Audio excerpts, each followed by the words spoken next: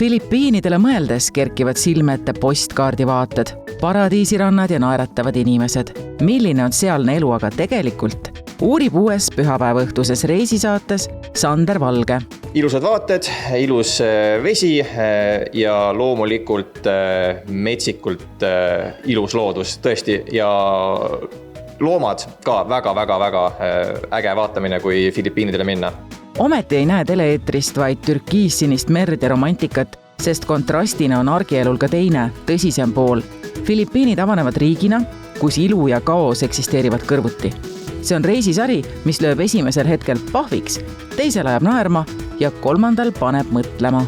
Ütleme, et asju, mida meie maailmas Euroopas siis oleks peaaegu võimatu normaalseks pidada, nägin ma siin täiesti igapäevase elu osana. Lapsed mängisid süstaldega, sama vett kasutati nii pesu pesemiseks kui ka hiljem toidu valmistamiseks. Sellises tingimustes, kus elavad filipiinlased, siis mul tõesti vajus karp maani, et nad suudavad olla nii rõõmsad, nii õnnelikud ja mis iganes sul vaja, nad tulevad, aitavad. Täna esitleti uut sarja põnevaid hõrgutisi maitstes.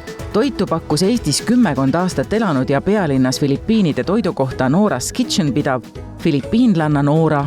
Our country is known for its rich culture and history. And of course, the people.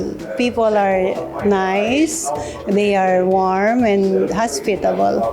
But what do you think about Estonians? Estonian women are admirable for their strength and also men in general as well. Eesti naist hindab ka saatejuht, kes tegi sarja valmimise ajal oma kallimale otse Filipiinidele abielu ettepaneku. Eks ootame elevusega, kas seda ka eetrist näeb.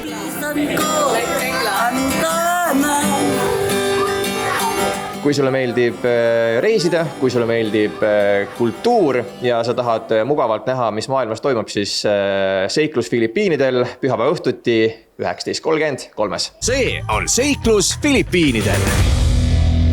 Tahad pissile, maksan 10 peesot, tahad kakale, maksan 20 peesot.